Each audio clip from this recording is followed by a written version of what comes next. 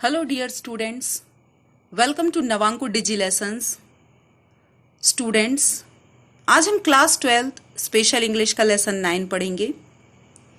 Lesson 9 एक बहुत ही interesting poem है जिसका नाम है आफ्टर एप्पल पिकिंग और इसके पोइट हैं रॉबर्ट फ्रॉस्ट। आज हम इस पोयम को डिस्कस करेंगे, फिर इस पोयम के ओवरऑल एनालिसिस को भी देखेंगे, इस पोयम की थीम के बारे में भी जानेंगे। तो सबसे पहले पोयम पढ़ते हैं। My long two-pointed ladders sticking through a tree towards heaven still. Poet कहते हैं कि उनकी 2 पॉइंटेड लेडर मतलब होता है सीढ़ी, स्टिकिंग थ्रू अ ट्री, वो कह रहे हैं उन्होंने अपनी एक 2 पॉइंटेड लेडर को, एक सीढ़ी को एक पेड़ के सहारे टिकाकर खड़ा कर रखा है। और वो कह रहे हैं उनकी जो सीढ़ी है वो हेवन की तरफ जाती है, यानी ऊपर हेवन की तरफ जाती है। And there's a barrel that I didn't fill beside it, और वो कहते हैं कि उस पेड़ के ही बाजू में उन्होंने एक बैरल रखा है। बैरल जो होता है वो वुड या मेटल का बना हुआ एक कंटेनर होता है, जिसे हम हिंदी में पीपा भी कहते हैं। तो वो कह रहे हैं उन्होंने एक कंटेनर रखा है उसी पेड़ के बाजू में। And there may be 2 or 3 apples I didn't pick upon some bough, और वो कह रहे हैं कि उन्होंने उस बैरल को अब तक फिल नहीं किया है। और मे बी यानी हाँ वो संभावना बता रहे हैं कि ऐसी संभावना है कि शायद अब भी कुछ ऐसी शाखाएं हैं जिन पर 2-3 सेब लगे हुए हैं जिन्हें उन्होंने अब तक नहीं तोड़ा है। तो ओवरऑल वो इन 4 लाइनों में बता रहे हैं कि उन्होंने अपनी एक 2 पॉइंटेड लेडर को एक पेड़ के सहारे टिकाकर खड़ा कर रखा है। वो फील करते हैं कि उनकी लेडर जो है वो हेवन की तरफ जाती है। उसी पेड़ के बाजू में उन्होंने एक कंटेनर रखा है जिसे उन्हें एप्पल से भरना है, और उनको फील होता है, उनको महसूस हो रहा है कि अभी भी कुछ शाखाएं हैं जिन पर 2-3 सेब लगे हुए हैं जिन्हें वो अब तक नहीं तोड़ पाए हैं। But I am done with Apple picking now, और वो कह रहे हैं कि आई एम डन, कि मैं थक चुका हूं इस एप्पल पिकिंग से, यानी सेब तोड़ तोड़ कर अब मैं थक चुका हूं। Essence of winter sleep is on the night, रात का समय है, विंटर का सीजन है और उन्हें नींद आ रही है, यानी वो महसूस कर रहे हैं कि वो बहुत थक गए हैं और उन्हें बहुत तेज नींद आ रही है। द सेंट ऑफ एप्पल्स, और वो नींद की जो खुशबू है, एसेंस है, वो उन्हें फील हो रहा है जैसे कि एप्पल की खुशबू होती है, वैसे ही वो उसको कंपेयर कर रहे हैं एप्पल्स की खुशबू से। आई एम ड्राउजिंग ऑफ, तो वो कह रहे हैं कि इस समय वो फील कर रहे हैं ड्राउजी। ड्राउजी मतलब होता है नींद में झपकी लेना, मदहोशी वाली नींद आना। तो वो कह रहे हैं इस विंटर के सीजन में, रात के समय में थक चुका हूं, एप्पल्स की खुशबू आ रही है और मैं फील कर रहा हूं कि मुझे बहुत तेज नींद आ रही है, मदहोशी वाली नींद आ रही है। आई कैन नॉट रब the strangeness from my site I got from looking through a pain of glass. ये इस पोएम की बहुत ही खूबसूरत लाइन है। यहां पर पोइट थोड़ा सा पास्ट की बात कर रहे हैं। वो कह रहे हैं आई कैन नॉट रब the strangeness from my site, site मतलब होता है दृष्टि से, वो अपनी स्ट्रेंजनेस, स्ट्रेंजनेस मतलब होता है विचित्रपन। वो कह रहे हैं कि मैं अपनी दृष्टि से एक विचित्रपन को रब नहीं कर पा रहा हूं, ओझल नहीं कर पा रहा हूं, हटा नहीं पा रहा हूं। I got from looking through a pain of glass, वो विचित्रपन जो उन्होंने देखा था पेन ऑफ ग्लास, यानी ग्लास की एक शीट के आर पार। अब यहां पर ग्लास क्या है तो वो नेक्स्ट लाइन में बताया गया है। I skimmed this morning from the drinking trough. Trough का मतलब होता है एक प्रकार का ओपन कंटेनर, एक बर्तन जिसमें जानवरों को खाना या पानी दिया जाता है। तो वो कह रहे हैं कि इस मॉर्निंग मैंने जो पानी का जो बर्तन रहता है, ड्रिंकिंग वाटर के लिए जो कंटेनर रहता है, उसके ऊपर सर्दी की वजह से पानी जो है वो बर्फ की एक सतह जम गई थी, एक परत जम गई थी, जिसे वो बोल रहे हैं पेन ऑफ ग्लास। जैसे कांच की एक शीट होती है वैसे ही बर्फ की वो शीट जम गई थी, जिसे उन्होंने स्किम किया। स्किम करना मतलब होता है जैसे हम दूध से मलाई को अलग करते हैं, उसको स्किमिंग कहते हैं। वैसे ही वो बता रहे हैं कि उस पानी से उन्होंने उस बर्फ की शीट को अलग किया, स्किम किया, और उसके थ्रू जब उन्होंने उसे हाथ में उठाया और उसके आर पार जब उन्होंने देखा, तो वो बता रहे हैं उसको वो बोल रहे हैं पेन ऑफ ग्लास। जैसे कांच की एक शीट के आर पार देखते हैं वैसे वो बर्फ की उस शीट के आर पार देखते हैं। And held against the world of hoary grass, और उसके आर पार उन्हें क्या दिखाई देता है, वर्ल्ड ऑफ हॉरी ग्रास, यानी पूरा मैदान जो है वो ग्रास हॉरी हॉरी मतलब होता है बर्फ से ढकी हुई, तो उसके आर पार उन्हें मैदान में पूरी बर्फ से ढकी हुई ग्रास घास दिखाई दे रही है। It melted and I let it fall and break. वो कह रहे हैं कि अब वो जो ग्लास जो शीट थी, बर्फ की शीट उन्होंने हाथ में पकड़ रखी थी, वो मेल्ट हो जाती है। And I let it fall, और मैं उसे गिरने देता हूं, एंड ब्रेक, और वो गिरकर टूट जाती है। But I was well upon my way to sleep before it fell. अब वो कह रहे हैं कि इससे पहले कि ये बर्फ की शीट गिरती टूटती, उसके पहले ही मैं डिसाइड कर चुका था कि मुझे सोने जाना है, मैं सोना चाहता हूं। And I could tell what form my dreaming was about to take. अब यहां पर पॉइंट जो है थोड़ी सी फ्यूचर की बात कर रहे हैं, ड्रीम की बात कर रहे हैं। तो वो कह रहे हैं कि अब मैं सो जाऊंगा तो मुझे जो सपना आएगा वो मैं बता सकता हूं कि मुझे क्या सपना आएगा, मतलब मैं सपने में क्या देखूंगा वो मैं पहले ही बता सकता हूं। तो वो क्या बता रहे हैं कि वो सपने में क्या देखेंगे। Magnified apples appear and disappear. वो कह रहे हैं कि उन्हें बहुत ही बड़े आकार के सेब जो हैं वो सपने में दिखाई देंगे, अपीयर होते हुए और डिसअपियर होते हुए, यानी वो उनकी दृष्टि के सामने आएंगे, फिर ओझल हो जाएंगे, फिर दिखाई देंगे, फिर ओझल हो जाएंगे। स्टेम एंड ब्लॉसम एंड, उन्हें कई शाखाएं टहनियां भी दिखाई देंगी, कलियां भी दिखाई देंगी, जहां तक उनकी दृष्टि जाती है वहां तक वो यही सब देखेंगे। And every flick of russet showing clear. और वो कह रहे हैं कि हर फ्लीक, फ्लीक मतलब होता है धब्बा, रसेट मतलब होता है रेडिश ब्राउन कलर। यहां पर रसेट जो है वो एप्पल के कलर के लिए यूज किया है। तो वो कह रहे हैं कि एप्पल पे बने हुए जो छोटे छोटे धब्बे भी हैं वो भी उन्हें क्लियर दिखाई देंगे। My instep arch not only keeps the ache, it keeps the pressure of a ladder round. अब यहां पर वो बात कर रहे हैं कि उनकी जो इंस्टेप आर्च है, आर्च मतलब होता है हमारा फुट का जो निचला पार्ट होता है जो आकार में थोड़ा सा गोल होता है। एक मतलब होता है पेन, दर्द। तो वो कह रहे हैं कि जब मैं सीढ़ियों के सहारे एप्पल तोड़ने के लिए चढ़ा था तो सीढ़ी जो थी वो राउंड, उसका जो पार्ट राउंड था, जब मैंने उस पर अपने फुट को रखा तो उस प्रेशर की वजह से मेरे पैर के निचले हिस्से में जो है वो दर्द होने लगा। आई फील द लेडर स्वे एज द बाउ बेंड। अब वो कह रहे हैं कि जब मैंने अपनी सीढ़ी को किसी शाखा के सहारे सटा कर रखा और मैं उस पर चढ़ा तो जब शाखा बेंड होती है तो मेरी सीढ़ी भी जो है वो स्वे करने लगती है, ना झूलने लगती है, ऐसा वो फील कर रहे हैं।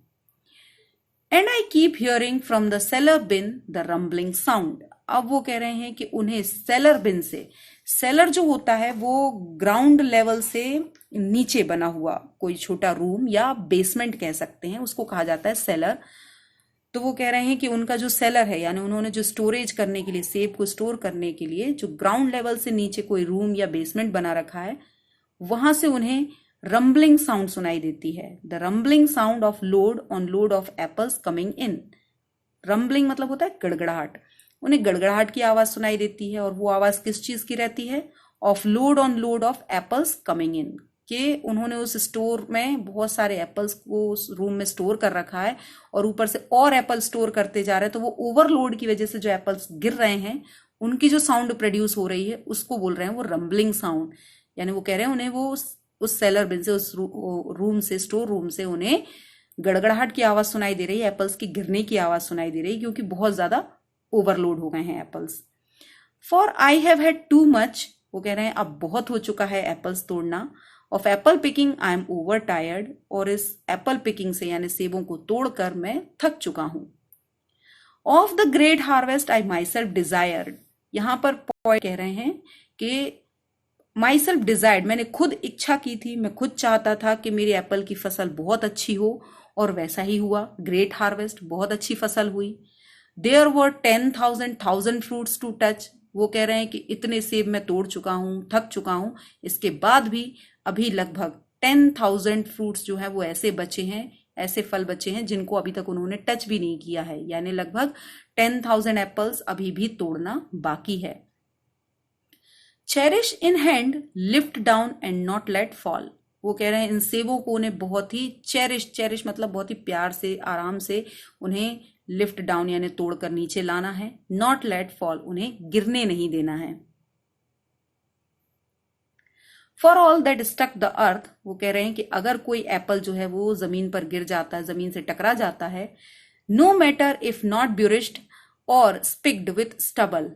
स्पिक्ड मतलब होता है नुकीला, स्टबल मतलब होता है किसी भी फसल को काटने के बाद जब उसका निचला पार्ट बचता है जो बहुत ही नुकीला होता है। तो वो कह रहे हैं कि यहाँ ग्राउंड में जमीन पर अगर कोई एप्पल जो है वो गिरता है और किसी नुकीले पार्ट से टकरा जाता है और वो नष्ट हो जाता है, बेकार हो जाता है, went surely to the cider apple heap. तो वो कह रहे हैं कि श्योरली वो एप्पल कहाँ जाएगा, साइडर एप्पल वाले ढेर में जाएगा। हीप मतलब होता है ढेर, साइडर मतलब होता है जूस। तो वो एप्पल्स जिनका जूस बनाया जाता है उस ढेर में उस एप्पल को रख दिया जाएगा। अब वो ऐसा क्यों कह रहे हैं, क्योंकि जो सेफ बिल्कुल साफ एप्पल होते हैं, बिना टूटे हुए या बेकार हुए, बिल्कुल शुद्ध एप्पल्स होते हैं, उनको मार्केट में वो सेल करते हैं। और जो एप्पल्स थोड़े बहुत खराब हो जाते हैं या टूट जाते हैं उनको वो एक अलग ढेर में रख देते हैं, जिनका यूज एप्पल साइडर के लिए किया जाता है, एप्पल का जूस बनाने के लिए किया जाता है। तो वो कह रहे हैं कि अगर कोई एप्पल जमीन पर गिर जाता है, किसी नुकीले पार्ट से टकरा कर टूट जाता है, नष्ट हो जाता है, बेकार हो जाता है, तो उसे वो एक अलग ढेर में रख देते हैं जिन एप्पल्स का जूस बनना उस ढेर में, एज ऑफ नो वर्थ, क्योंकि अब उनकी कीमत नहीं बचती। One can see what will trouble the sleep of mind what ever sleep it is. अब वो कह रहे हैं कि वन कैन सी, कोई भी देख सकता है कि कौन सी ऐसी चीज है जो मेरी इस नींद को ट्रबल कर रही है, मुझे मेरी नींद में दुविधा उत्पन्न कर रही है, बाधा उत्पन्न कर रही है। ऐसी कौन सी चीज है, हर किसी को नजर आ सकता है। What ever sleep it is, पता नहीं ये किस प्रकार की स्लीप है, किसी भी प्रकार की हो सकती है और हर किसी को ये नजर आ सकता है कि कौन सी ऐसी चीज है जो मुझे सोने से रोक रही है, मेरी नींद को डिस्टर्ब कर रही है। Were he not gone the woodchuck could say whether it is like his. अब वो यहाँ पर बात कर रहे हैं वुडचक की। तो वुडचक जो है वो एक स्मॉल एनिमल होता है जिसके शॉर्ट लेग्स होते हैं और वो जमीन में होल बनाकर रहता है। मोस्टली नॉर्थ अमेरिका में पाया जाता है, गिलहरी की तरह दिखाई देता है वो। तो वो कह रहे हैं कि वर ही नॉट गॉन, कि यदि वो वुडचक गया नहीं होता। अब यहाँ पे वुडचक की बात इसलिए की जा रही है क्योंकि वुडचक जो एनिमल होता है वो विंटर सीजन में लगभग ज्यादातर समय अपना सोने में निकालता है, जमीन के नीचे होल बनाता है और पूरा विंटर जो है वो आराम करने में, सोने में निकालता है। तो इसलिए यहाँ पर पोइट जो है वुडचक की बात कर रहे हैं। तो वो कह रहे हैं वर ही नॉट गॉन, कि यदि वुडचक नहीं गया होता अभी सोने के लिए तो वो बता सकता था weather it is like his, कि मेरी जो मुझे जो नींद आ रही है वो कहीं वैसी नींद तो नहीं है जैसी उसे आती है विंटर में। लॉन्ग स्लीप, या फिर ये कोई लॉन्ग स्लीप है, as I describe its coming on, जैसा कि मैं बता रहा हूं कि मुझे नींद आ रही है, तो कहीं ये कोई लॉन्ग स्लीप तो नहीं है। यहां लॉन्ग स्लीप का मतलब है डेथ से, यानी कहीं मैं मरने वाला तो नहीं हूं। तो वो कह रहे हैं कि अगर वुडचक होता तो वो बता सकता था कि ये जो मुझे नींद आ रही है ये उसके प्रकार की नींद है, या फिर मरने वाली नींद है कि मैं हमेशा के लिए जाने वाला हूं, और जस्ट सम ह्यूमन स्लीप, या फिर जो नॉर्मल ह्यूमन बींग्स को शाम रात के समय जो नींद आती है वैसी नींद है। तो यहाँ पर वो कह रहे हैं कि अगर वुडचक नहीं गया होता तो बता सकता था कि मुझे जो नींद आ रही है वो उसके जैसी नींद है, या फिर ये लॉन्ग स्लीप है, मरने वाली नींद है, या फिर नॉर्मल ह्यूमन स्लीप है। तो यहाँ पर हमारी ये पोएम फिनिश होती है। अब हम इसका एनालिसिस देखेंगे कि ओवरऑल इस पोएम का एनालिसिस क्या है। ये जो पोएम है ये एक नैरेटिव पोएम है। नैरेटिव मतलब वर्णनात्मक कविता है, यानी इसमें वर्णन किया है, डिस्क्राइब किया गया है। इफ टेकन लिटरली, अगर हम इसको पूरी तरह से देखें तो this narrative poem tells the story of a new England farmer. तो इस पोएम में एक न्यू इंग्लैंड के फार्मर की बात की गई है, उसकी पूरी स्टोरी को डिस्क्राइब किया है। Who is tired at the end of the harvest before winter, जो विंटर सीजन की शुरुआत में अपना हार्वेस्ट यानी अपनी फसल को काटते हुए या फलों की जो फसल रहती है उसको, फलों को तोड़ते हुए थक जाता है। तो उसकी पूरी स्टोरी को डिस्क्राइब किया है। The narrator has hoped for a fruitful season, जो नैरेटर हैं यानी जो वर्णन करता है वो ऐसी आशा करते हैं कि उनका जो सीजन है वो बहुत ही फ्रूटफुल, उनकी फसल बहुत अच्छी आए। एंड अपॉन गेटिंग इट, और जब वो फसल अच्छी आ जाती है, it has to work hard to harvest it, उन्हें बहुत ज्यादा हार्डवर्क करना पड़ता है, बहुत मेहनत करना पड़ती है उस फसल को काटने में। He is ready to rest, वो रेस्ट करने के लिए तैयार है। एंड स्टेट्स, और कहता है, for I have had too much of apple picking, I am over tired of great harvest I myself desired। ये जो लाइन्स हैं ये फर्स्ट की जो हमने अभी पोयम पढ़ी उसकी 27th लाइन से लेकर 29th तक की लाइन है, जिसमें पोइट बात करते हैं for I have had too much, कि मैंने बहुत सेब तोड़ लिए, of Apple picking I am over tired, Apple picking करके मैं ओवर टायर्ड हो चुका हूं, बुरी तरह थक चुका हूं, ऑफ ग्रेट हार्वेस्ट, इस ग्रेट हार्वेस्ट से जो मैं खुद चाहता था, यानी मैं खुद ही चाहता था कि मेरी फसल बहुत अच्छी हो, और फसल अच्छी हो गई है तो उनको तोड़ते तोड़ते मैं ओवर टायर्ड हो गया हूं। He is ready to fall asleep, वो सोने के लिए तैयार हैं, and rest from all of his hard work, वो अपने सारे हार्ड वर्क से अब रेस्ट करना चाहते हैं, and no longer seem to care, अब उन्हें बिल्कुल भी परवाह नहीं है, if he loses some apples, कि उनके कुछ एप्पल्स छूट जाते हैं, तोड़ने से रह जाते हैं, and that he can not harvest, जिनको वो नहीं तोड़ पाते हैं, as he just want to sleep, क्योंकि अब वो इतने थक गए कि अब उन्हें इस बात की परवाह नहीं है कि एप्पल कुछ छूट गए हैं, रह गए हैं, उन्हें सिर्फ अब सोना है, वो सिर्फ सोना चाहते हैं। अब हम इस पोएम की जो इंटरप्रिटेशन है, यानी इसको एक मेटाफर के तौर पर भी देखा गया है, रूपक अलंकार के तौर पर भी देखा गया है, यानी हम कह सकते हैं ये एक मेटाफोरिकल इंटरप्रिटेशन पोएम भी है, तो हम उस पॉइंट ऑफ व्यू से भी इस पोएम को देखेंगे मेटाफर के तौर पर। तो इसकी मेटाफोरिकल इंटरप्रिटेशन क्या है? Apple picking in this poem can also be seen as a metaphor, ये एक बहुत ही इंटरेस्टिंग पॉइंट है इस पोएम का, जिसको हम पूरी पोएम के बारे में इसमें जान सकते हैं कि किस तरह से पोइट ने किस चीज को ध्यान में रखते हुए, माइंड में रखते हुए इस पोएम को लिखा होगा।